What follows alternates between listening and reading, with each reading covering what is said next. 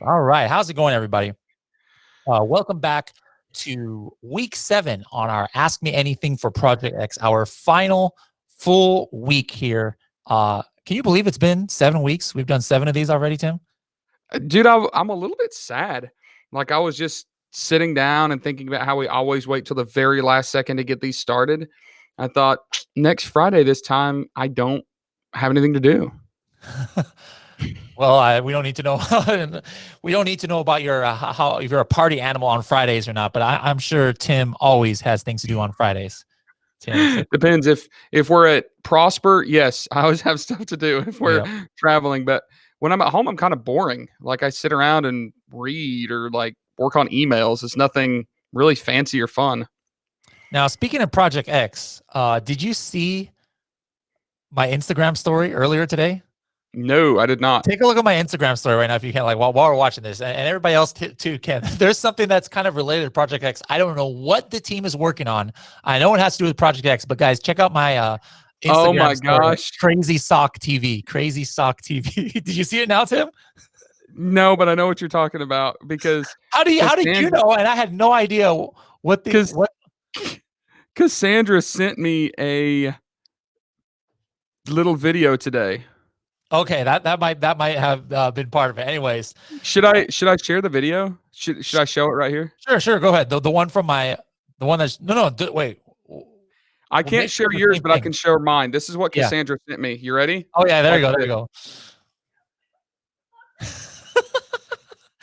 The big head, Tim Big Head right there. All right. So I don't know what's going to happen there, but guys, make sure to come out to Prosper at our Helium 10 social. Tim Jordan will be there. I'll be there. Our big heads will be there literally and figuratively. I have a size 8 head for people who don't believe. I didn't realize your head was that big. Mine is like a 7 7/8, and I've never met anybody with a bigger head than me. I can't even wear snapbacks because it looked ridiculous. I have to put it on the last thing on the snapback, and it just looks like a total idiot. Anyways, Tim in a dress. DD says wants to see Tim in a dress for some reason. I don't need that mental image. But guys, this week, what we went over in our last episodes of Project X, at least for, I guess you can call phase 1, is on episode 13. We went over the initial launch results just after three weeks of selling the coffin shelf, and we showed you how we got there and some of the amazing results we were getting. And in the last episode 14, we went over kind of like about 2 months or month and a half later after the coffin shelf launch and the initial launch of the egg tray. And if you guys remember, we were showing you some crazy figures, and it's even gotten crazier since then. Like the coffin shelf. You remember what kind of cost per clicks we were getting, Tim, on that coffin shelf? It's like 30 cents a click. Yeah, it was like 30 cents. It's actually gone down this week. I was just looking at like 17 cents a click on some of these. It's 0.5% ACoS. It's ridiculous. But anyways. And those are numbers that people would say can't happen. Like there are experts out there to say, oh, you'll never get less than 30% ACoS. And we're less than 1% ACoS. Yeah. And that's not a fluke. I've seen that with other products that I've sold before too. Like this, when you get into something that there's not a lot of competition, but you can get 20 sales a day, you can get those ACoSs that low. Absolutely. Let's look at let's do a couple of the questions you guys submitted. I mean, this question we're gonna go pretty deep, and we don't have to just keep it on 13 and 14 because we did talk, we didn't really talk about anything new, like new strategies. We just showed you some of our older strategies. So we're going to focus on the ones that you guys have about like our launch strategy or about the PPC we were talking about. But if you happen to have a random question here or there, we might be able to get to it later on today. So first of all, a couple of the ones that we got on YouTube and on Facebook in the last few days about episodes 13 and 14. So one was from AH. AH from YouTube said, so now you have 2 good selling products. How do you go about protecting yourself from hijackers? All right. Well, one of the first things to think about is the very way we even found these products and the niches that we're in. That in itself is almost a protection from hijackers, because there's not going to be a whole bunch of people trying to jump in on our listing selling coffin shelves or wooden egg trays. Tim? Yeah, it's like we talked about flying below the radar. When you fly below the radar and you don't have a product that's selling 200 units a day, you don't have that competition. Now, if you do have some competition, I always hear people say, or if you do have a hijacker, I always hear people say, oh, you have to have brand registry. That's not actually true. And to be honest, brand registry is not going to protect you as much as you think it does. If you don't have brand registry and somebody is selling on your listing, just do a test order of their product. Order the product under their listing. And when you get it, just videotape yourself opening it and show, hey, this is what I received versus this is what my listing was. They would have to have an exact replica. And if they're hijacker, they won't. The packaging will be a little bit different. The product's slightly different. And as long as you can prove to Amazon they're selling something that doesn't match the listing, you can get them kicked off the listing. If you do have brand registry, you have a little bit more control. You can do some like IP stuff, but generally speaking, you don't even have to have brand registry to get a hijacker off your listing. You just have to do a test purchase. Yep. By the way, guys, we didn't get the 100 likes or thumbs up. I wanted to be able to do an episode 15, but we'll make that today. So if we can get 100 thumbs up on today's episode, we will definitely make a episode 15 and possibly, a couple other things more we got in the works here. I think Tim was just reviewing some ideas about episode 15 there, right when we were waiting for my audio issues to get fixed.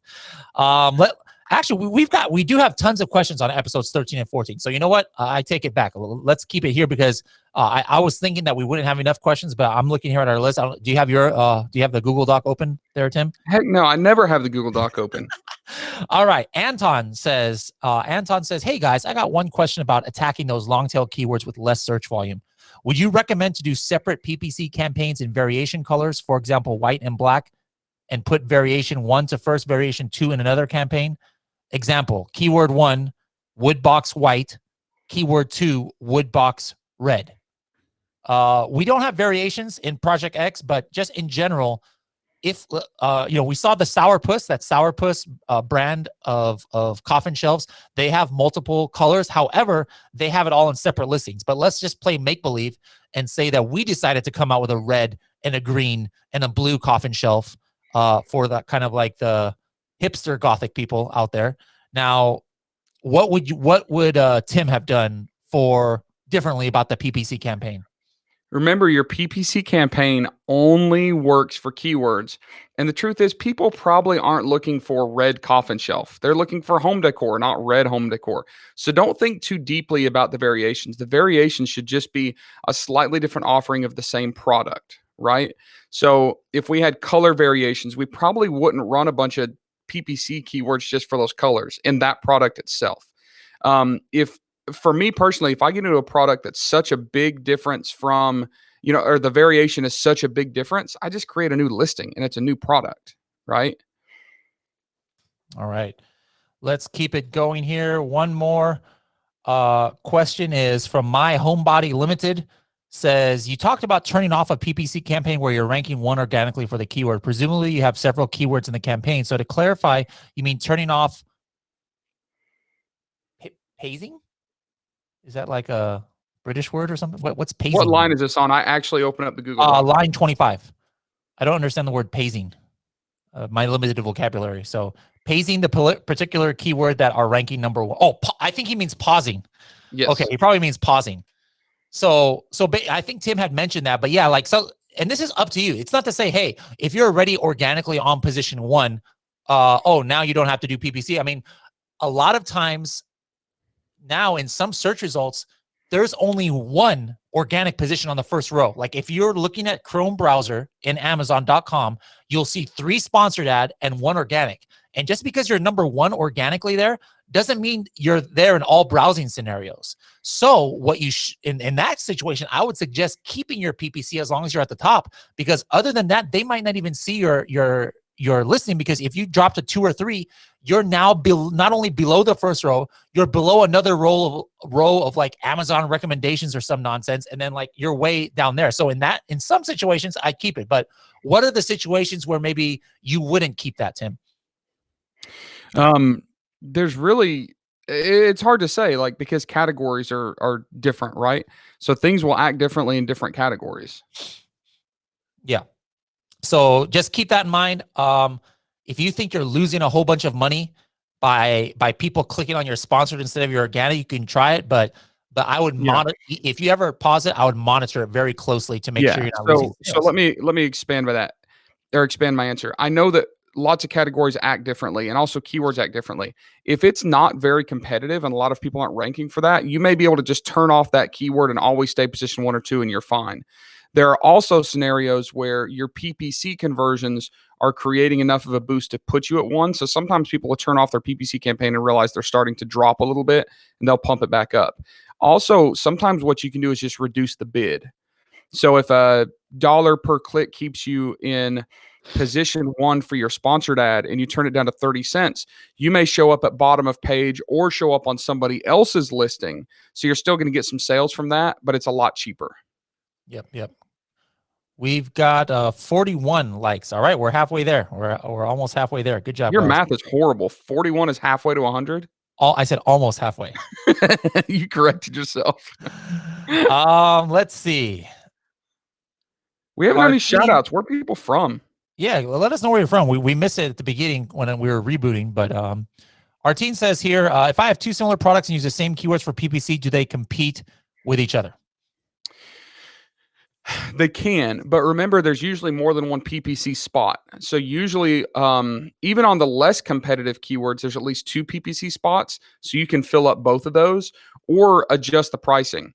So if they both compete with each other, I might make the one that I want to boost the highest one with my highest conversion is a 90-cent click, and the other one is a 70-cent click. So one might show up position 1 on the page, one might show up halfway down the page, right? So just play with it. And there's really no way to automate that. Play with the numbers until they swap around. You literally go in and search, see where they're landing. But yes, you can actually cannibalize your own keywords.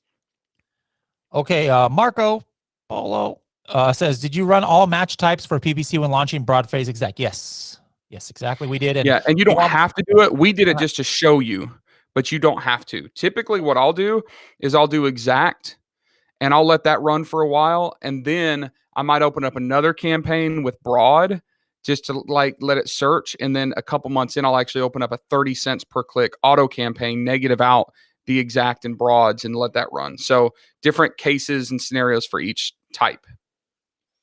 Guys, pause the questions really quick because I'm losing the ability to, it's already, sometimes BeLive software, just like with my audio right here, screws up. So I'm missing a whole bunch because it's now not letting me see it. So give me 5 minutes to catch up, guys. Don't put anything in the chat for like 2 minutes. I'll let you guys know. Not 5, 2 minutes.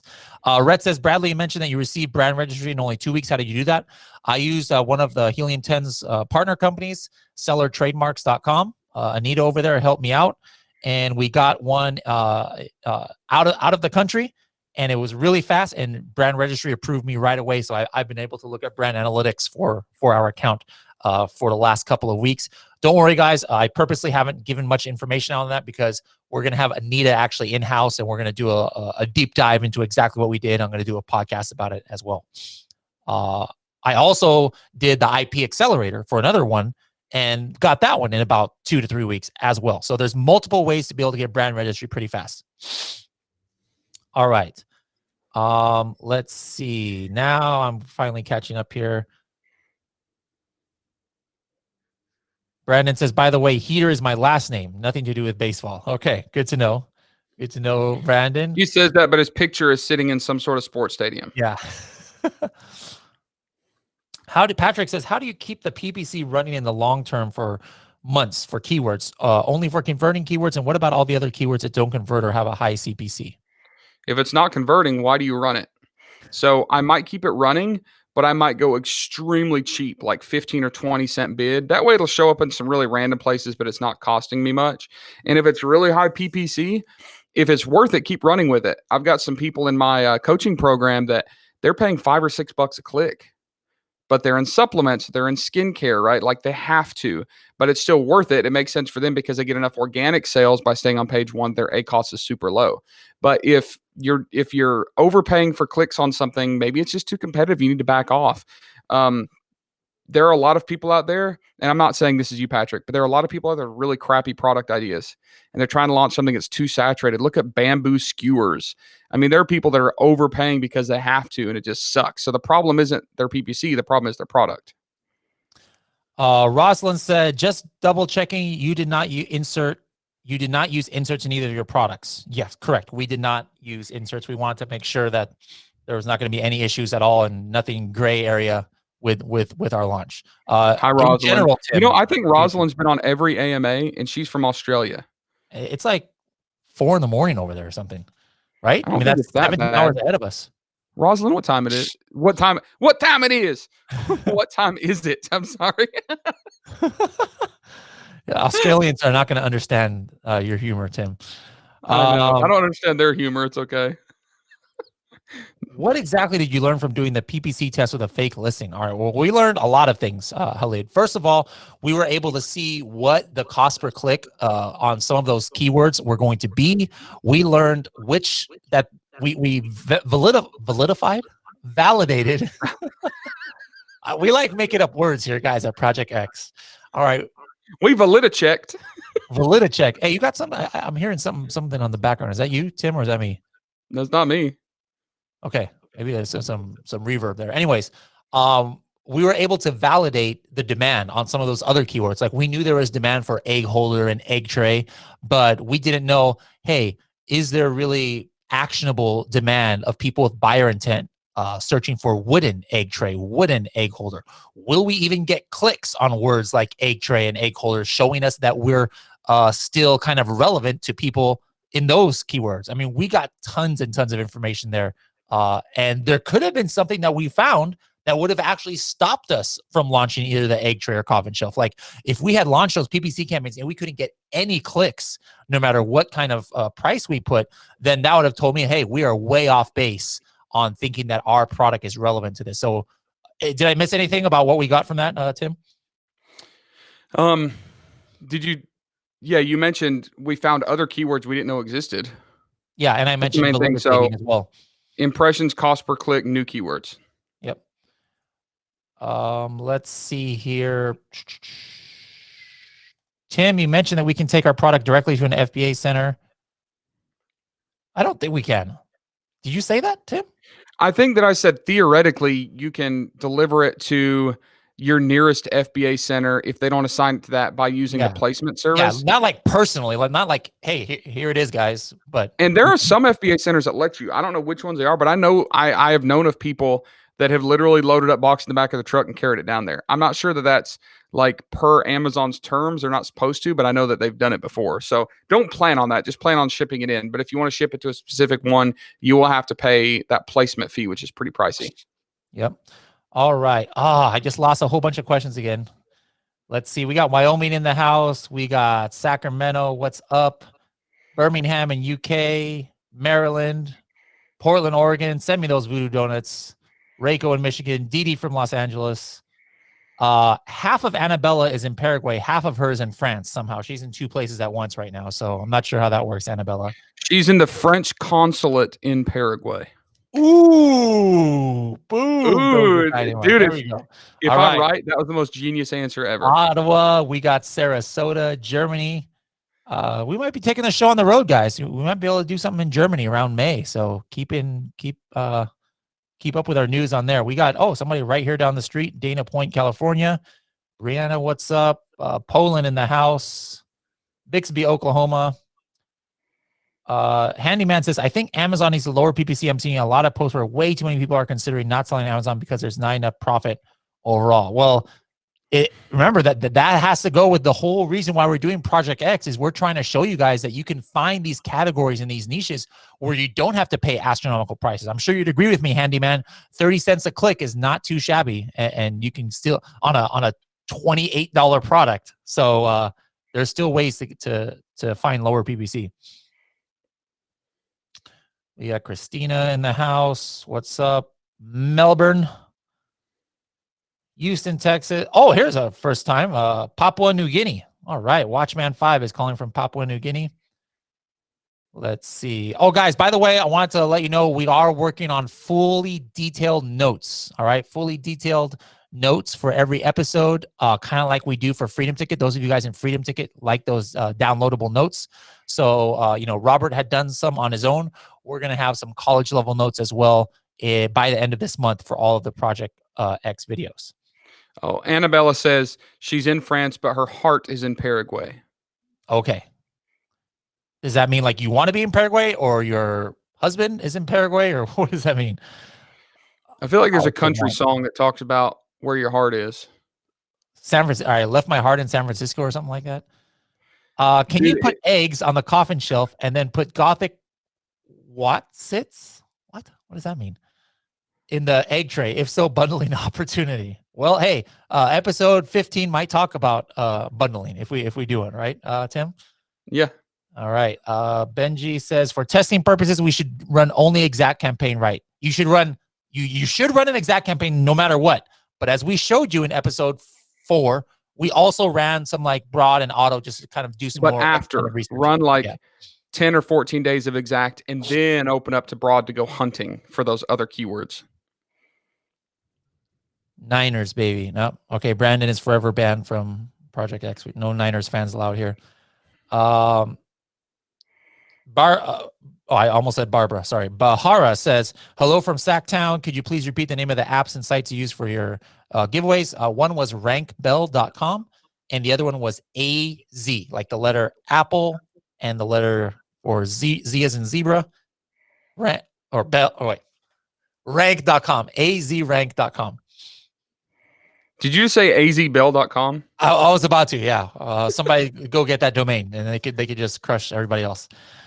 All right. When you say you're going to go after, in quotation marks here, keywords, that doesn't mean mainly PPC campaigns, search, find, buy, improving the placement. It's all I mean, any or all of the above, and even stuff that we didn't mention. I mean, go after means you have some kind of conscious effort that you're doing to increase the ranking of your keywords.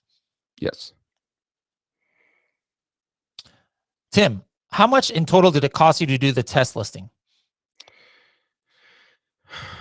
The entire, I even reactivated an old account I hadn't used in a while. So that's $39 a month, plus all the PPC for both. And remember, we went more than 2 weeks. So we actually went from exact into broad, match. Like we actually stretched it out pretty far. I think our total cost was somewhere around $450. So nearly $200 product just to make sure. No, that included the PPC for the Axis too. So $450 for 3 listings. So it's pretty cheap. Benji says, what criteria would you say you use to determine the product you tested is a go? All right. So instead of just looking for stuff that makes it a go, we're looking for stuff that would make it a no. Ooh, you see what I did there? But what would have made it a no, as we talked about earlier, is if we just couldn't get any clicks, or there's no impressions at all, or once we started doing the clicks, was ridiculously high. Yeah, like $3 a click for egg tray keyword. I'll be like, that's or even like with the burrito blankets. There's a bazillion of them on Alibaba, so we know that it's going to be saturated in 2 months. I was assuming, Benji, you were talking about our test listing, but if you're just talking in general, make sure to check that episode where we took away the party favors for baby showers product, the seeds, and we took away the burrito blanket. So make sure to watch episode 3 to see what kind of criteria we use to kind of whittle down our list. Rosalind says, hey guys, luckily it's only 7 a.m. Oh, okay. So it's 7 a.m. in Australia right now. Should we use the same keywords in the title that's in the back end search terms? That some people say yes, some people say no. I've seen people who have words in their title and they weren't getting any traction for it. They duplicate it in the search terms and then they start getting some traction. So there's no one exact answer, but usually you don't have to duplicate it. But sometimes if you think that it's going to give you an extra bump, by all means, go ahead. But do not duplicate things in the same field, like egg tray 2 times in the search terms or 2 times in the title or something like that. Oh, I'm losing questions, guys. Sorry. Egg tray. Did you get the supplier to send directly to Amazon, or did you get delivered for 3PL? For that one, we sent to a 3PL, which was Bradley's house. And then I sent it. For our coffin shelves, we sent it to the 3PL. But we also have done both. For our second shipment, I had part of that sent directly to Amazon and part sent by to air. my warehouse. You air shipped some directly to FBA and you ocean shipped some to your warehouse. Yep. How many units did you purchase in your first order? For each of these products, Tim ordered 500.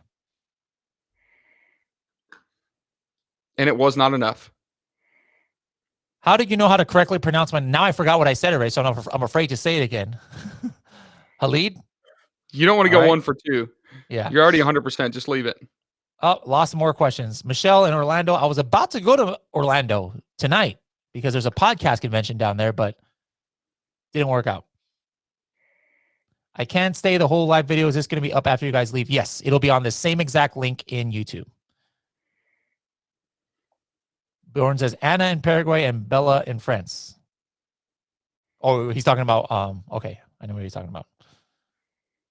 If I sell a custom product like the coffin shelf or egg tray, do I need a UPC code or just the FN SKU? To create the listing, like how do you even get, Tim, a G10 exemption?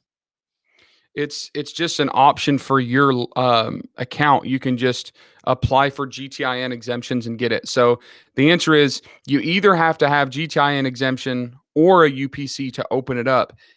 FN SKU is completely separate. So GTIN UPC is what Amazon basically applies to create your listing. Like that's your ASIN, the identifier for your ASIN. FN SKU is a inventory control number for your Amazon inventory, right? So FN SKU is different than UPC GTIN. Okay. How much did you initially spend from start to finish for each part? Let's just go over one of them. Let's go over the coffin shelf. So for the coffin shelf, no, let's not do the coffin shelf. Let's do the egg tray. For the egg tray, you just said that you spent about $400, getting the initial test. No, that was for all of them. So for initial, here's I'm going to do this off the top of my head. For PPC, getting my samples purchased, remember, because I bought some different ones for the initial sample. So my sample purchase, my PPC test, my shipping, and my prototype shipping for the one from China, we're probably at about 350, 400. We'll round up, say $400. And then whatever our inventory cost was, which is what, $3 a unit times 500. So we're at 15 for 2,000 with shipping. We're probably at 3,000, 2,800 or 3,000 for just the egg trays. Mm-hmm.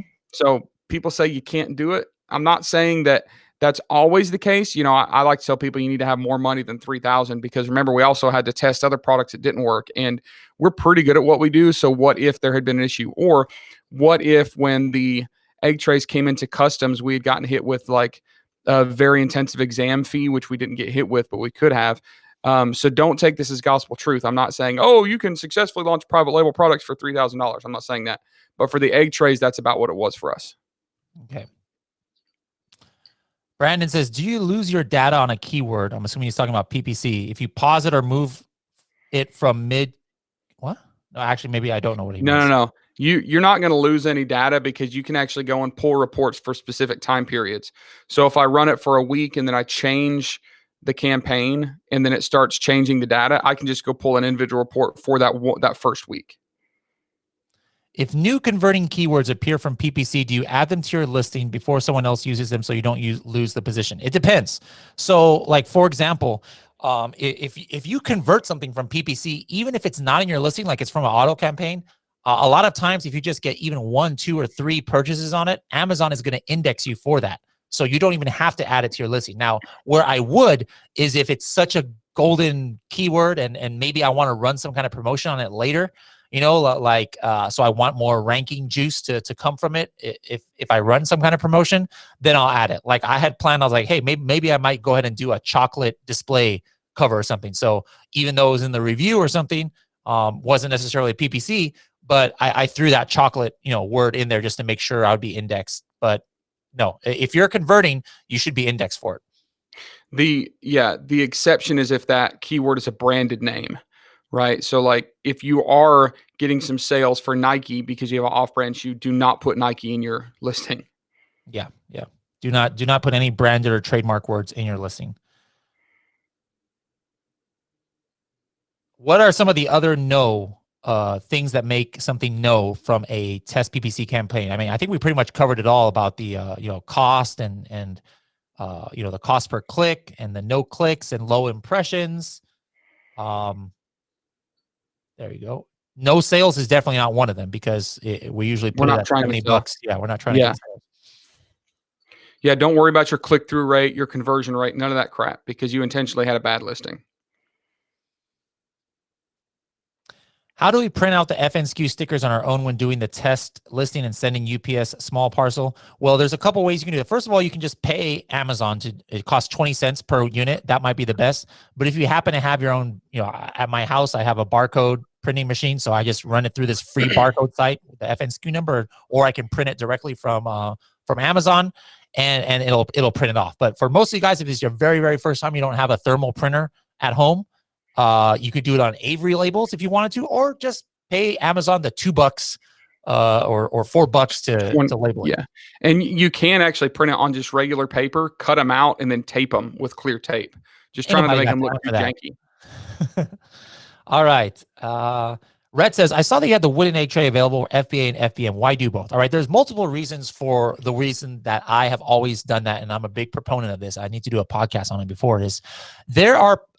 How many times have you guys who are experienced go in the message groups and say, well, what's going on? My buy box percentage is lower. Like I'm only at 85% on my buy box or 90%, and I don't even have any hijackers. How could I be getting sales, or how could there be times where I'm not in the buy box? And the thing is that sometimes, like let's say there's a customer who doesn't have Amazon Prime. Sometimes instead of putting it in the buy box, they'll have no buy box because the shipping cost is too much, or whatever Amazon's algorithm does is it determines that if somebody was buying this who's not a Prime member and Amazon has to charge them for shipping, it's really like too much. So they don't put a buy box. If they're an international customer, like let's say they're in Papua New Guinea, right? And they don't have Prime delivery available there. Well, there might not be a buy box because Amazon has to charge them for the shipping. So I in my test, and I used to run it wasn't huge. It was like an account that was doing about $3 million a year. We dual listed the items, and it was about $100,000 or something they did on fulfilled by merchant, and it was at a higher price. So there's not one person who would have gone through and clicked through the other sellers and paid a higher price. There's like no reason. So the only reason that they could have been clicking that is if that listing had the buy, or that thing had the buy box, because they weren't a Prime member, because they were in another country. So it's just a way that you can kind of increase your sales about 2 to 5% for the people who don't have Prime. And by the way, we didn't talk about this in the episodes. Maybe if we ever make more episodes, we'll talk about it. But just for kicks and giggles, I opened up eBay for this product, and I think I opened up Etsy just to see what would happen. And there's like day 2, somebody bought 7 of these egg trays, one person on Etsy, and we've been selling also some on eBay. So those usually you'd want those fulfilled by merchant if you want full control over that, or you can hook that even to have Amazon fulfill some of those orders. But for Etsy, that wouldn't be recommended. I just got a notification from my supplier. Factory is now sending out shipments. Yeah, a lot of the factories in China, most of them been back in business for about 2 weeks now. Let's see. Jilly in Wonderlands is talking about the storage capacity. As a new seller, I want to send 600 units, but with the limit and not having any data, I can only send about 150 now. We didn't have such a limitation on our brand new account, right? No, no. And also the number of units will change based on the size. I think it's a CBM limit, a cubic meter limit, not a number of units limit, if I have that correct. But also, Julie, there are times when you can petition them to increase it, right? So you just open up a support ticket, say, hey, I've got to send in 12 cases, and 12 cases happen to be 600 units. I can't split the cases. Just give them a reason. A lot of times they'll bump it up. All right. We are now halfway to the likes, 50 likes. So guys, share this video with your audience. Tell them to give it a thumbs up or something. We got to get it to 100. Got to get it to 100 today.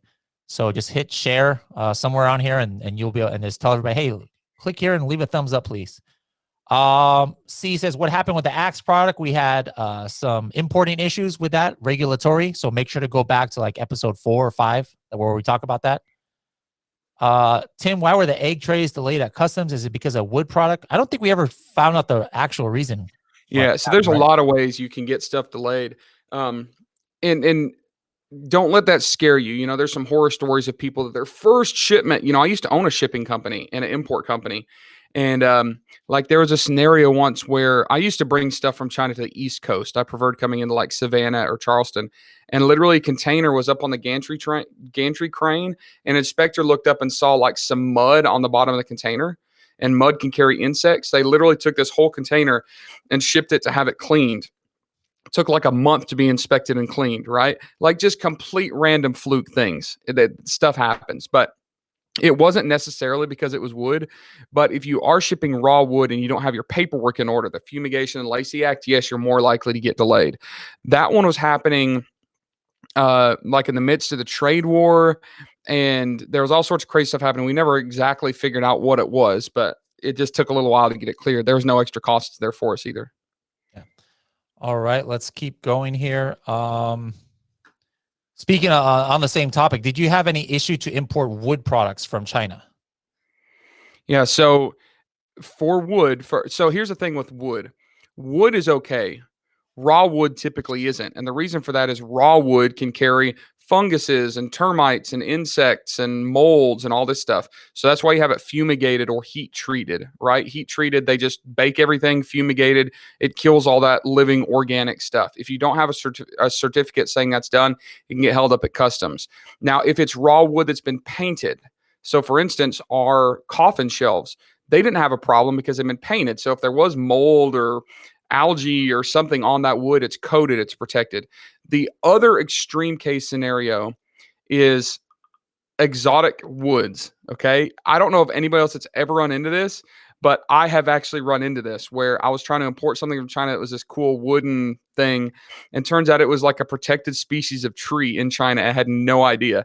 So export people at the port in China caught this and were like, no, this is a protected endangered species of tree. You can't ship this stuff out. So that's like a very random scenario I've never heard of except for once. And I was the guy that got in trouble for it.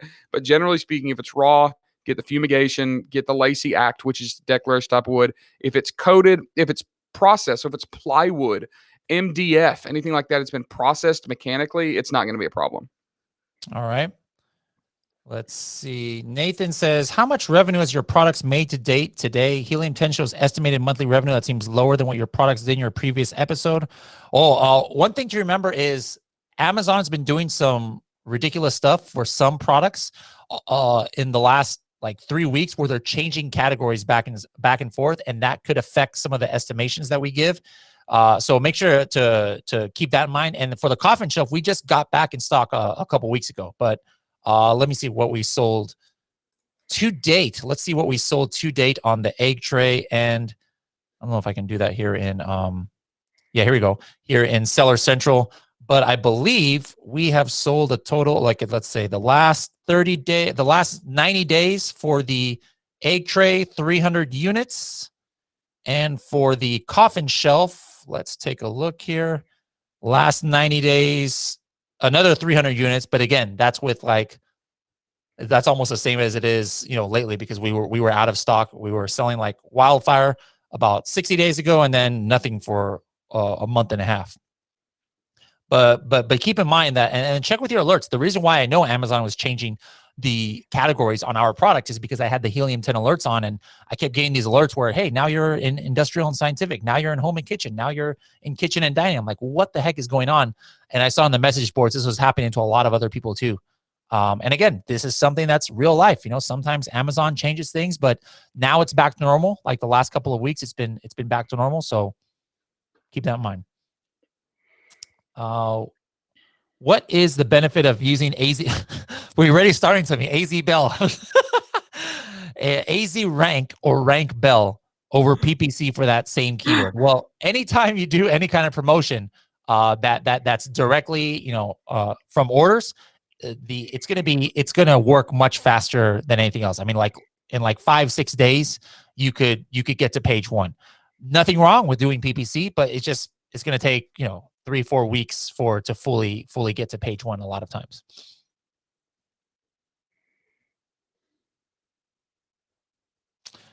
One of the products I'm going to test seems to fall under 2 categories. How do I know for sure which category my product falls under? I mean, just worry about whatever most of your supplier or competitors have. But guess what? If Amazon doesn't think or Amazon might think differently than you, and they might change it. So sometimes it's even out of your hands. And remember, don't worry about BSR. Don't worry about ranking in a category. BSR does not freaking matter. Like, I literally haven't checked BSR on any product in like 2 years. What you want is page placement for a keyword. Keyword is what matters. Now, the only time that you would want a category specific is if you wanted like the bestseller or, hot new product badge. But even that, to me, I'm not that worried about it. Patrick, what do you mean here by where did we take the keywords? Like, where did we get them from? Or what do you mean take them? Like, as if we're taking it somewhere else? Let me know, Patrick. Hopefully, we only got about 15 minutes left here. Hopefully, we can get back to that. Does the picture price affect your test? You're not looking for clicks, correct? You're looking for CPC. Well, by definition, if we're looking for CPC, we have to get clicks. So we do want some clicks. Yeah. Even with just a complete Bush League listing, you can usually get one. Yep. All right. AJ says cooking dinner while watching this. Cool, cool. What do you do with the test products after you finish the test? Well, you could, like, if you wanted to just get your money back, you could just lower the price and just sell them out. I mean, I prefer, after my test is done, if it's a good product, get that crap out of there. I mean, don't let anybody else see it. So I usually just do a removal order and end up with like 6 of them at my house that I'll be stuck with forever, right? Because it's a little bit different than a little bit different variation than the one that you'll probably finally produce, so you can't sell in that listing. So give them away, sell them at a yard sale, whatever. Benji, if that's all you had, I mean, it'll get you some data, but it's not preferable. And it depends on how many sell. If you don't sell any of them and they distribute 9, that's probably good enough. Yeah. What was your total investment to launch? Okay, were you ready? Did that one a little bit? Oh, the PPC. The PPC, we were making money. We were profitable on PPC, which is almost unheard of for launching. So on that one, it's questionable if you consider that a launch cost, because it was kind of, part of our profit. As far as how much it costs to launch, like using those services, between AZ Rank and Rank Bell that we use, each order that we did under there cost us about like $9 to $15. It costs, but we hardly did any, as you guys saw. Like the biggest one that we did was that egg tray one for a whopping 12 units. So, which was like only one of 3 that we did. The other ones, I only did 1 unit here or 2 units there.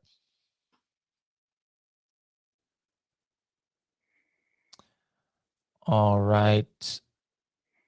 Project X had 30 cents PPC, but these were for keywords with 0 competition, no other bidders. No, there are other bidders on some of these. You don't see them all the time because the people are not that great. Or it may be auto campaigns. Remember, other people have completely random projects, and auto campaigns are doing this, hunting for keywords. So you probably do have some PPC competition. You just don't realize it, and they don't realize it. Amazon has started requiring brand registry to list a product with G10 exemption. All right, I'll take your word for it, Michelle. I've never used G10 exemption, so I can't say. Are we going to do any future collabs, Helium 10 and Private Label Legion? I'm sure we'll do something together. We'll see. Hey, can I ask for a quick favor, Bradley? Sure. Can I tell people to go to the Private Label Legion page and hit the like button? Sure. Facebook? Yeah, Facebook. Private Label Legion page and hit the like button. Hit the like button, guys. Give them some likes. What are we at? Speaking of likes, all right, we're at 62 likes. All right, so some of you guys are sharing it. Guys, if you haven't hit the thumbs up on this video, we only have 38 more to go to get to a guaranteed 100% episode 15. So don't forget to share and just tell your friends and family to like. Let's see. Can I reuse my SKU if I have it on one product and cancel that product? Can I reuse with the new product? Are you talking about, if you're talking about FN SKU? No. Even under the same SKU in Amazon, each SKU has, under the same ASIN, it's different FN SKUs. Now, if you're just talking about your regular SKU, as long as you have it active in your managed inventory, no, you are not able to use the same SKU twice.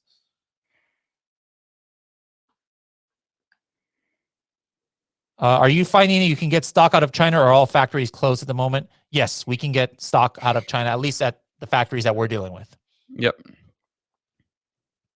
It's not at full capacity. It's still ramping up a little bit, but for all intents and purposes, it's getting to be business back to normal. Pixel Perfect says, did you lose rank when you ran out for a month and a half? So if you're talking about organic page position, not really. And this doesn't always work, guys. So this is what we call a hack, and hacks don't always work and they could stop working at any time. But what I did was I suppressed the listing during the time that it was out of stock. And then as soon as we went back in stock, we were right there back on page 1 of Coffin Shelf and everything else. So that's one of the hacks that you could do. I'm reading some of these comments. You're going to love them. All right. When getting your top 5 to 8 keywords, is it best to sort by search volume? Like, as long as they're all equally relevant, then yes, you can sort by search volume. But that should not be your first factor for relevancy. Giveaways are mandatory to rank the castle keywords, or can we try to rank only with PPC? Yeah, giveaways is just one of the many ways you can rank for your castle keywords. You don't typically have to what I consider castle keywords a little more competitive. So you might have to do something more than PPC. Yeah. That could be a rebate, driving traffic from Pinterest. There's a lot of ways to do it. Did you reach out and refund the $60 to those poor guys that bought your test product? No, they got a high quality egg tray that was handmade. Should have charged them more. I'm just playing, but no, we didn't refund them. I don't understand buy box, please. Doesn't everyone have a buy box? No. So there's many situations where Amazon won't give a buy box to a product. Many situations. Even if there's like 10 sellers, there will be sometimes there's no buy box. And the reason is, like, if Amazon scrapes another website for prices and knows that they're not going to, that the price that you have in Amazon is not the lowest, they might take away the buy box. If you're not a Prime member, you might not see buy box in some situations. If a seller has buy box suppression, I've worked on an account that had that for like 3 years. That none of their fulfilled by merchant is even eligible for a buy box. If they're not buy box eligible, there's a lot of different scenarios where there's no buy box. Does Helium 10 catch and eliminate forbidden keywords? No, because there's no published list of those. Nobody knows. That's an internal Amazon list that nobody has really access to. And it's not consistent either. So I don't even think I'm not even sure they have a list they're working on. Can you apply for a trademark before the launch? Sure. Do you need a physical product that has a trademark printed on it to apply for a trademark? Not usually. Like when I did ours for Project X, they had asked for like a picture of it in use. So that's usually better. But like sometimes even just with a website, or if you've got a logo that you're trying to trademark, you don't need it actually on a product. But sometimes certain agencies, they will ask you like what kind of products are being sold under this to like give further protection, because then they'll put those in the notes of the application. So if you have it, it is suggested, but I don't think it's necessary, no. It doesn't seem that the Helium 10 CPA number, we have accountants here, are valid. I think you mean CPR number. So again, there is no CPR number for full price purchases. That's not what the CPR number is. The CPR is for discounted, and it is still very valid. Now, if you hit that number, then absolutely, even with full price purchases, you're gonna have even better chance to get to page 1. But if you're doing full price like we did, sometimes you can do it for 50% or even less in the honeymoon period, where even in discount giveaways in the honeymoon period, it's going to be a lot less than the regular CPR number. What do you think about this PPC question by CeeLo Green? Let's say I've been running PPC for a few months and got my steady ACoS 30%. When I start campaigns to add new keywords, do I delete some of my old campaigns? What would Tim do? Yeah, I wouldn't have. I mean, if I make really big adjustments, I'll start a new campaign. Just because I don't like sorting through mountains and mountains of campaigns, right?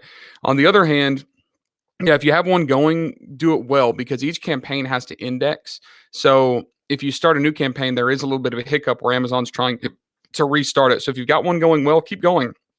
I might eliminate bad keywords and add new keywords to it and bid independently on them. But if I have mountains and mountains and mountains, or I want to make big changes, I'll just start a new one. Otherwise, I'll keep the old ones going. If you go for position 1. Oh, position. All right, position 1 through rank bell for goth decor. How long will you stay there?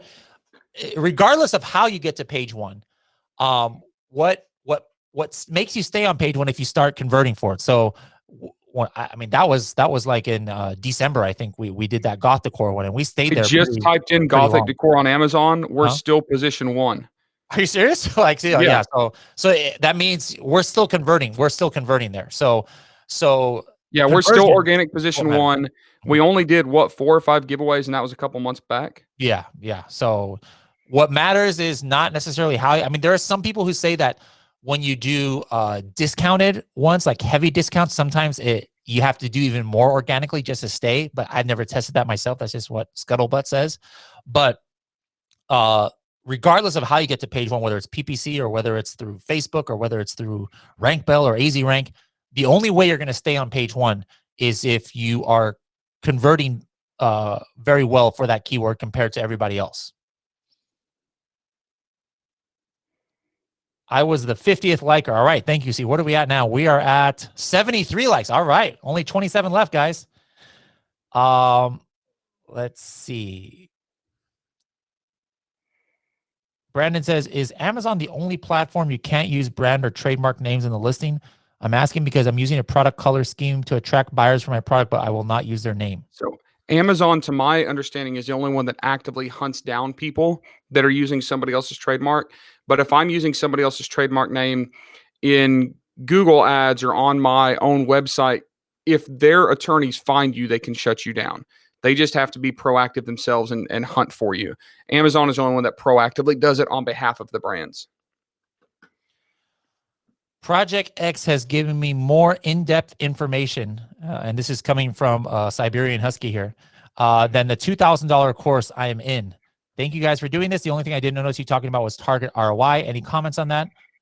There is no target. It depends on your product, your category. Yeah.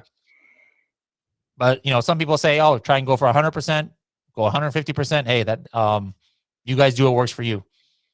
I think our ROI on this was a lot more than that, though. Yeah. Is it normal to get a sample price of $240 for a product that sells for $30? So like a single unit, are you saying? That's pretty high for a sample unless they have to custom make it for you. So if it's something off their shelf, that seems high.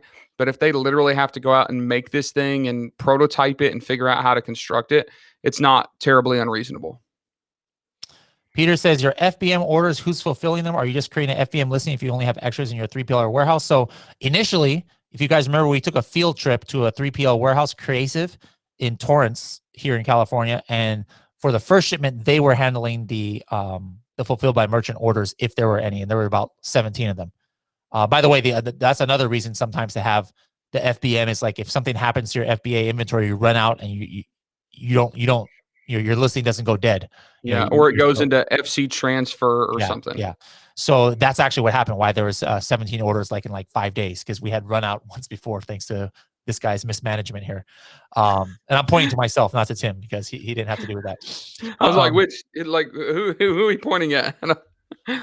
But now it's 100% my Bradley Sutton services. No, I don't do it, but my family. I got my kids working. I've got a warehouse in my house. I showed you guys pictures of that, and they're handling all of that.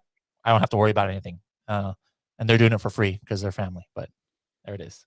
But if you can do that, I'm not saying do child labor like I'm doing, but if your family can take care of that for you, like sending 1 order a day or 2 orders a day from your garage, then you don't need a 3PL warehouse. Why automatic PPC campaigns have many ASINs in results instead of keywords? That's a good question. Go ahead. Yeah, because Amazon is trying to place your products on other product pages. So if I go to a product page and scroll down, you're going to see also suggested by Amazon or similar products. Those are the ASINs that Amazon is sticking your listings PPC ad on. So you can actually copy and paste those ASINs and figure out what Amazon thinks you're related to, which is kind of cool to watch sometimes.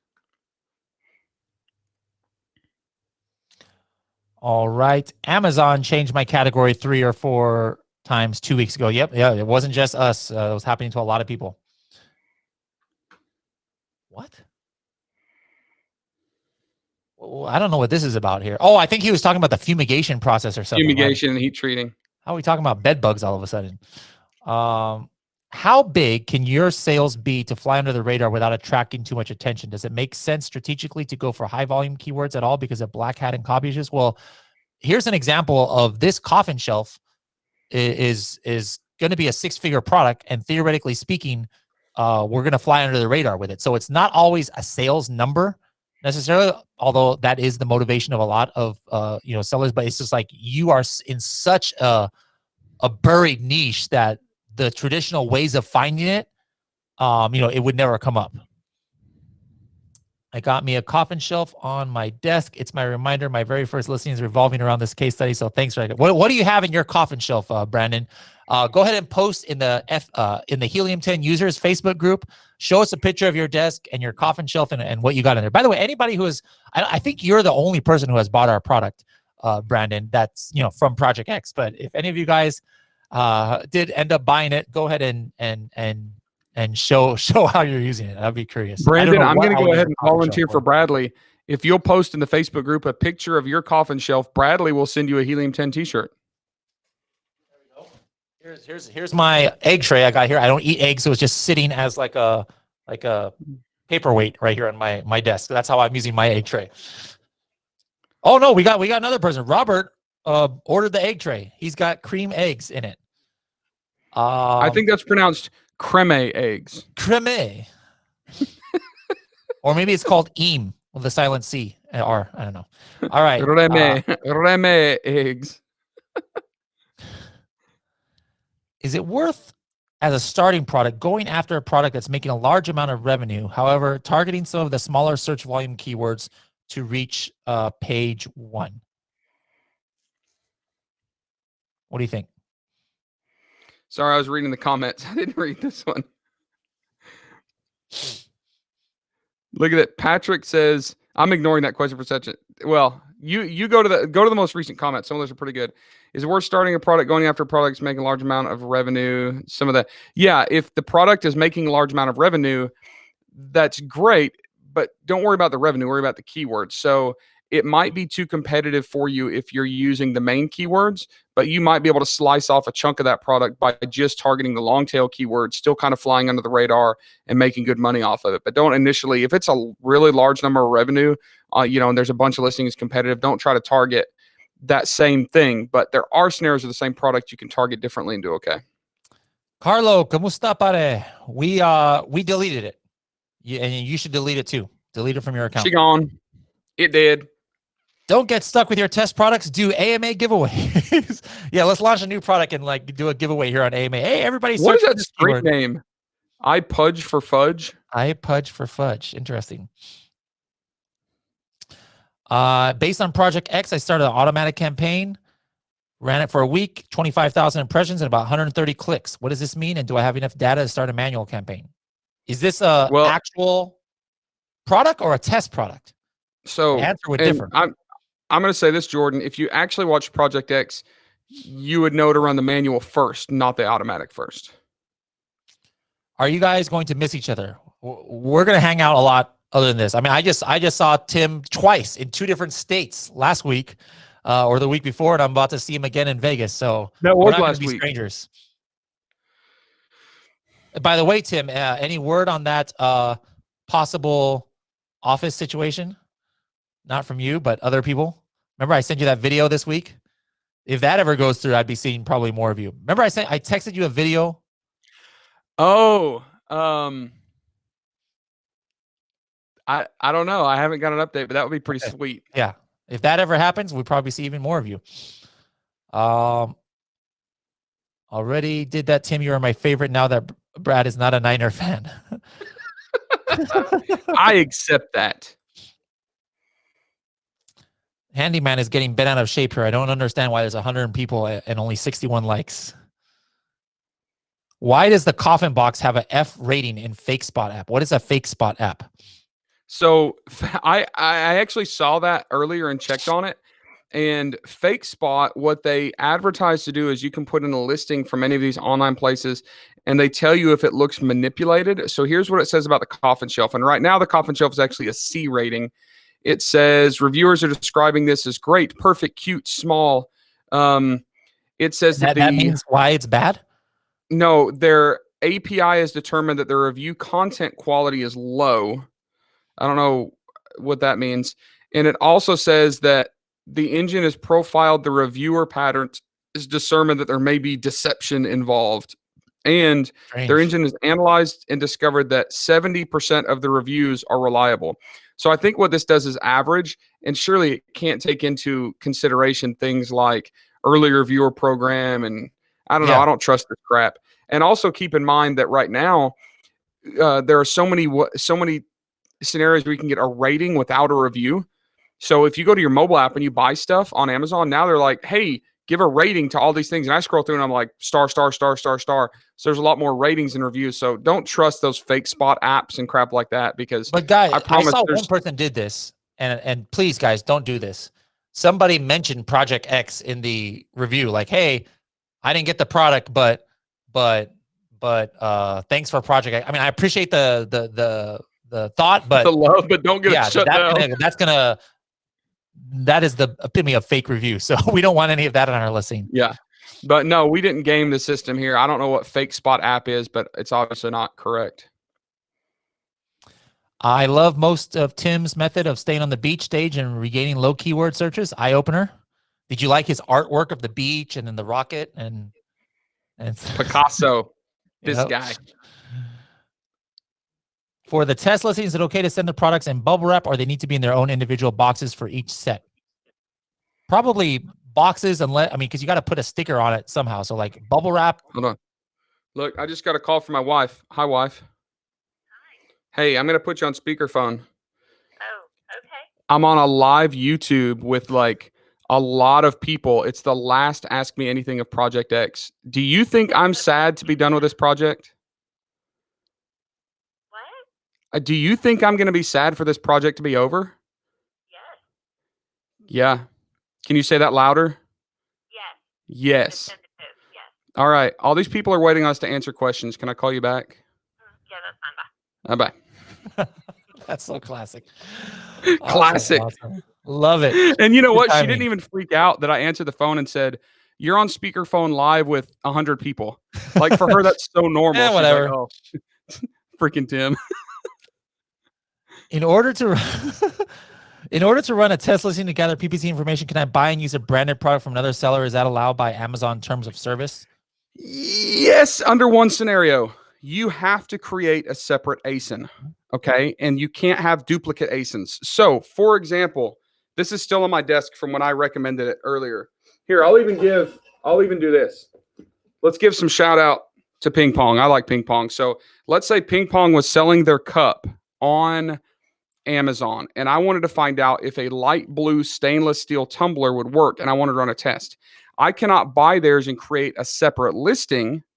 But if I buy two of theirs, bundle them, then my new product is a 2-pack. I can create a new listing. All right. And the way laws work on a marketplace like Amazon is you can resell people's stuff as long as it's authentic. All right. So unless it's like a gated brand, which most things aren't, you can't do with Lego. But the ping pong cup, the poorly made in China book, if I wanted to buy 20 of these books, bundle them into 10 2-packs, and create a new listing for a 2-pack of poorly made in China, I could run that test listing, run my keywords. It's all kosher. It's all good. All right.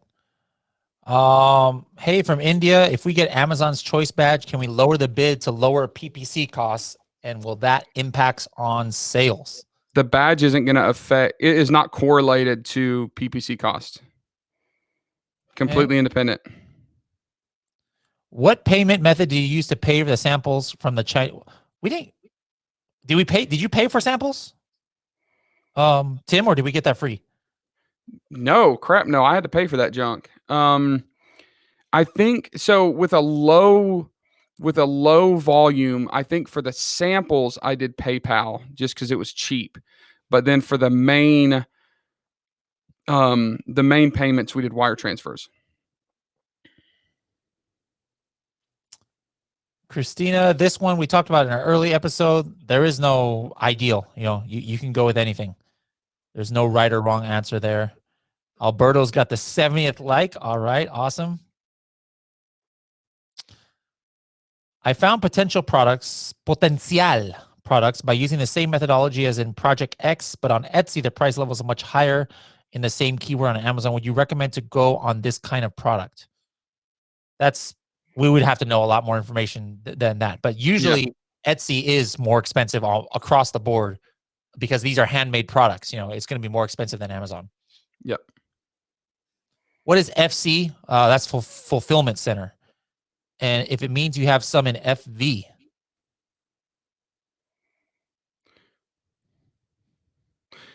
I don't know, but it makes me want to say, you down with FCC? Yeah, FVV.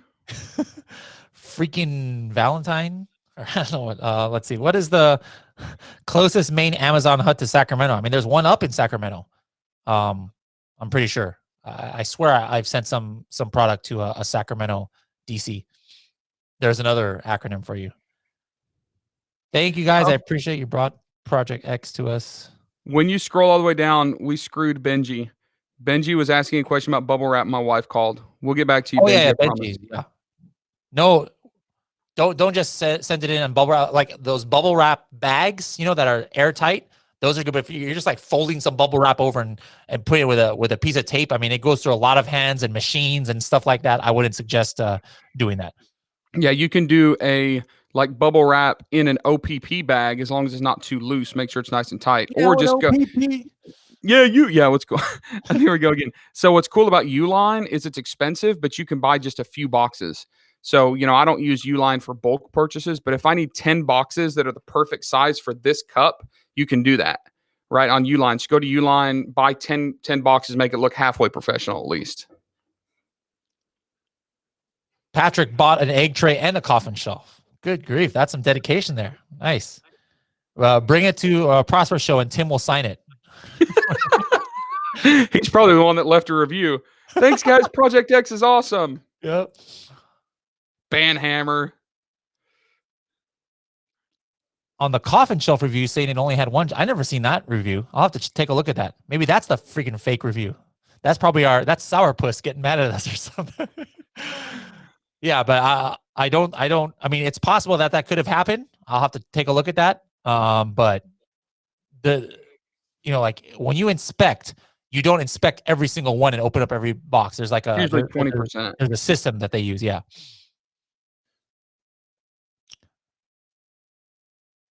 It's Cadbury Crumb egg chocolates. Silly. I don't know what that means. You don't know what a cranberry egg is? No. That's cranberry, but they said Cadbury. Yeah, Cadbury. That's what I'm talking about. They're the chocolate eggs with the cream in the middle of them. Oh. They only come out usually at April, like Easter time, and they're like complete sugar bomb. And I get 6 pounds fatter eating those. And what are the marshmallow thing? Peeps. I love Peeps. Complete random. I'm sorry. We're way off topic. Have you seen any downtick due to the coronavirus? Actually, sales have been up, like on the egg tray. So no. It's because people are sitting less likely to go out in public. Mm-hmm. No, you wouldn't want to do this. Amazon could get mad at you for having two different products. And you would have to have different FN SKU, different UPC, and different everything. But just in general, you're not going to get much of a bump on this. I mean, be relevant for your keyword. Don't worry too much about the category, and it'll come to you. I'm reading some reviews. This is a good teaching point. We actually have a 1-star review from a Jillian Rose Wilson on the coffin shelf that says "Ruined Christmas" is the title, and it said, "So the thing is, the thing itself is great. However, it's Christmas, and the one I got for my wife, they put on the outside of the box what was in it. So my wife gets the mail. She sees her Christmas present. So thank you for ruining her Christmas present." That sounds like a fake review. That sounds hilarious. And hey, just if you guys ever get like a product review that has nothing to do with the product, this literally says the product is fine. However, it's a shipping and fulfillment issue. Amazon will actually strike that out. They will delete that. But here's another 1-star review that said, "Shelves are uneven and not level. Glue is showing. Shelves all lean in different directions. Looks like a 7th grade shop class project that received a C- grade." Harsh. That's harsh. Hey, it's like I don't. I don't trust those because when you have 50 5-star reviews and then one that's like, oh, this thing is awful and it's really descriptive, it's funny, but I'm like, come on, that can't be real. I'm doing just fine. Thank you, Shazad. How are you doing? There's another review that all it says is stay creepy. Hey, that's cool. Stay thirsty, my friends. That's Can I exactly start what the I was thinking. PPC while the product is not available for customers? No, go back to that episode. If you're talking about the test, we want to keep everything kind of like suppressed until the product is distributed so that you can get more accurate information when it's available. Can you introduce AZ ranking service that you use to rank? That's the owner of AZ Rank is going to be on the Serious Sellers podcast next week.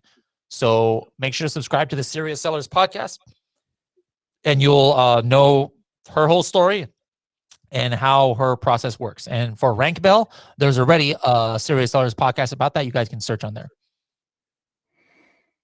Bradley, I just sent you a picture in Slack. You need to pull up on the screen. All right.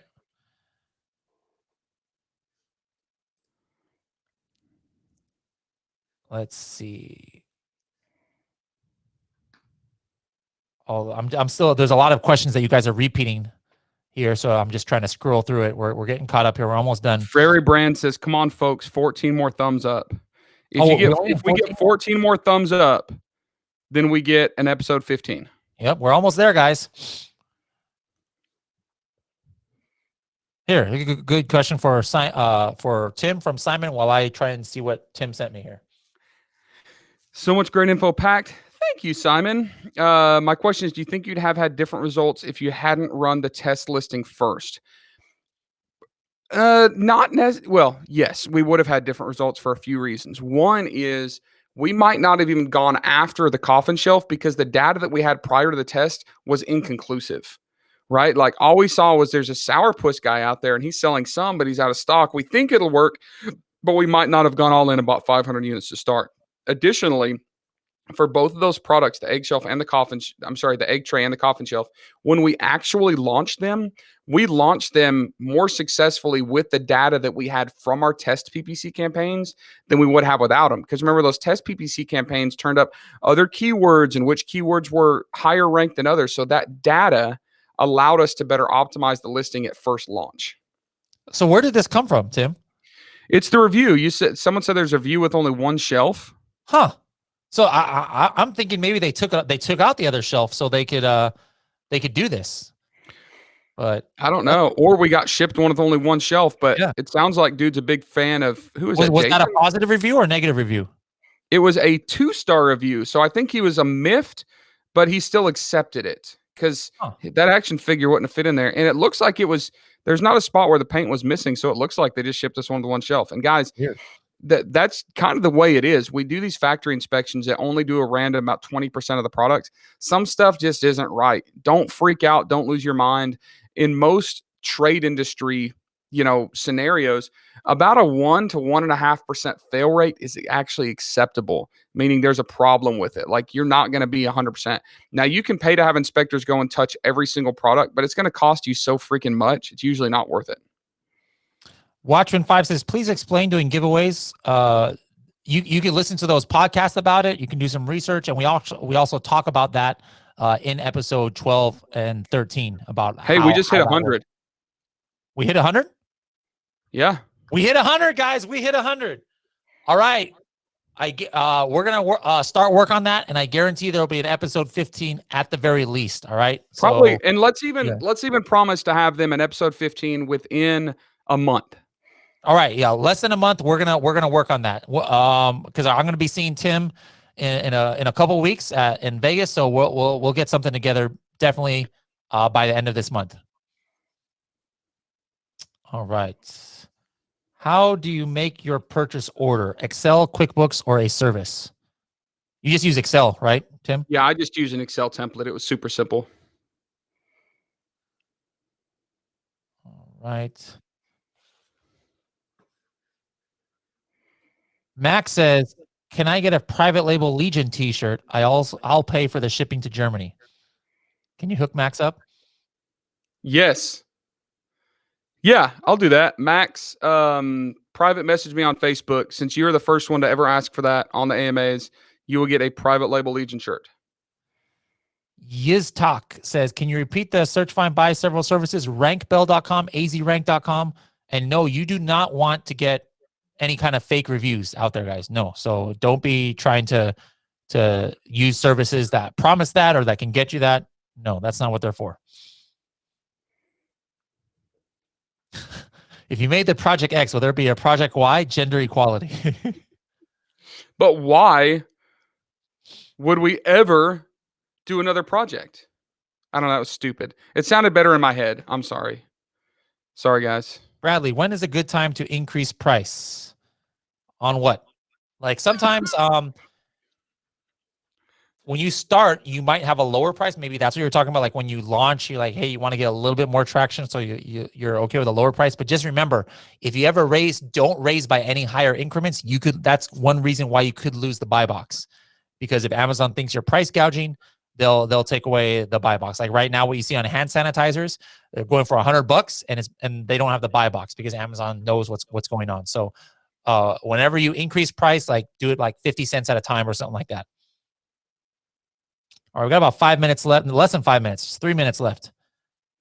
Let's see. 12 more.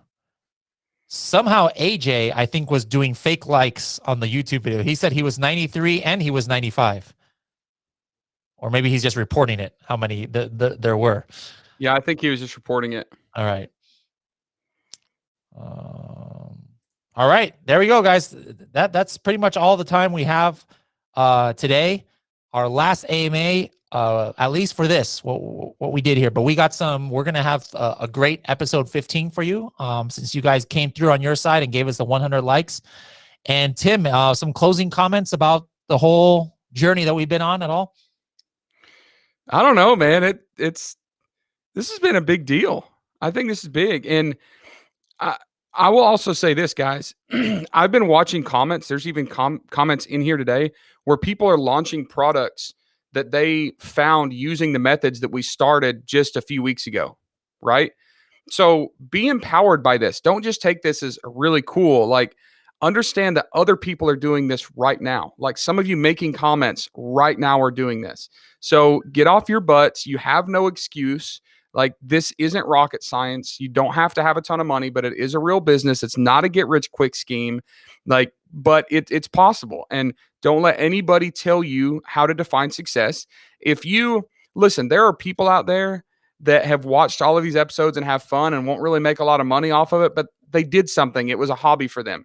Maybe that's success to them. I don't like that. I want to make money. But there are other people that will have one or two listings and pay off their mortgage 5 years earlier, afford another car payment, or put their kid in private school. There's other people that will make $1 million a year off of these methods. Don't let anybody define your success. And I'll say this, I have to give a huge shout out to the folks at Helium 10. Like, you guys understand that I have my own business. Like, I'm not actually technically affiliated with them right now. And they saw the power of doing this, and we agreed to do this because we wanted to show you guys this is possible. You guys seen there's no upsell in here. There's no pitch. We're not pitching anything. I love Helium 10 because of their service. Like, I'm doing this product because I love them. I don't love them because I'm doing this collaboration with them. You guys understand that? And you know, big shout out to Manny 6 months ago for pitching this idea, and Bradley for putting in the time.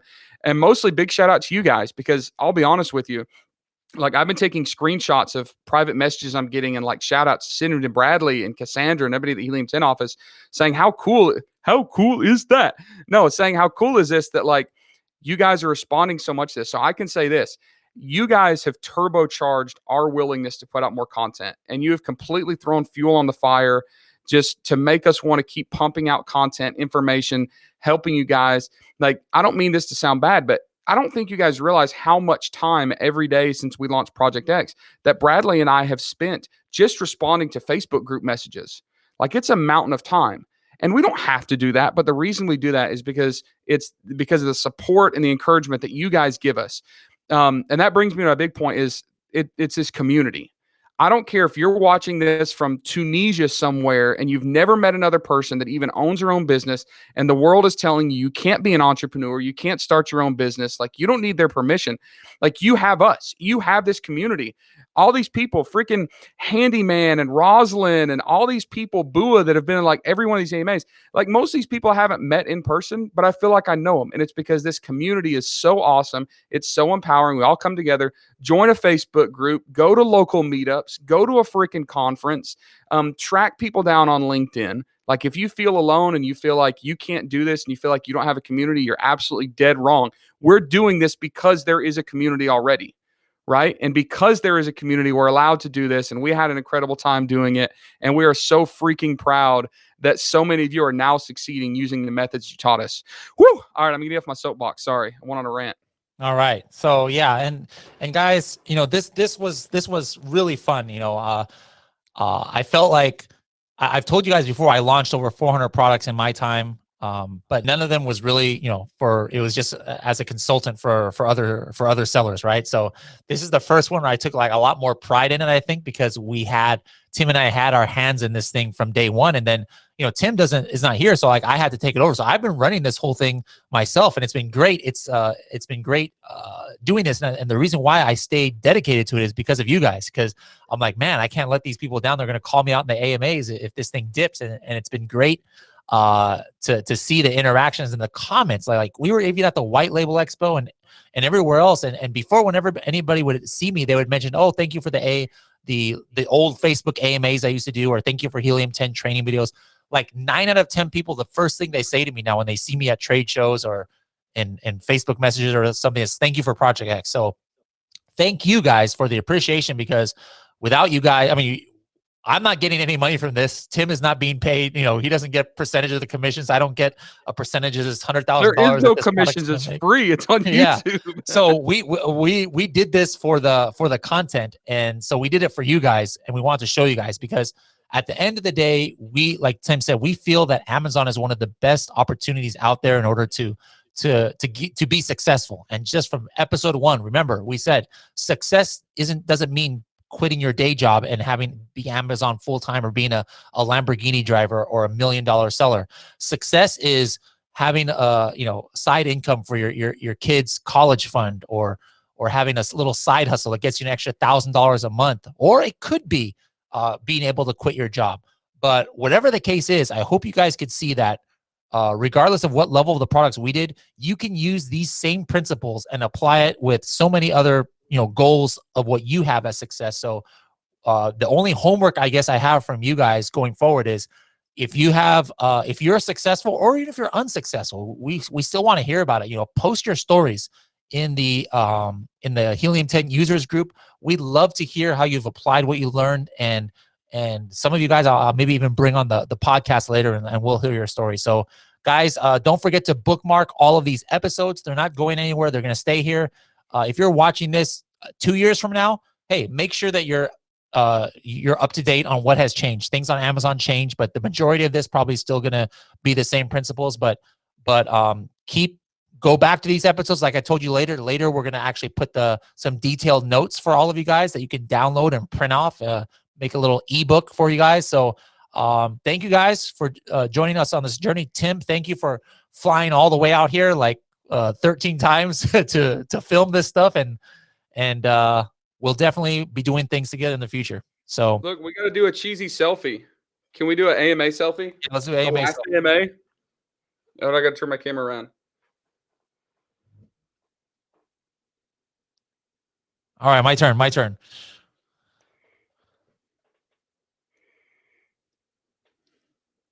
All right, there we go, guys. I'll post that. Tell everybody what's your Instagram? Where are you going to post that to, Tim? I'll put it on Facebook, and Instagram is Timbo _ Jordan. So yeah. Timbo _ Jordan. It'll be on my Insta. And you guys can follow me, Crazy Sock TV. You might have some Zumba things, some Zumba dancing. When I work here late at night, I'll put up some dancing videos sometimes. But Crazy Sock TV on Instagram. Or guys, I'll see you in the Helium 10 users Facebook group. So thank you very much for joining us on this journey. We'll see you guys in episode 15. Project X.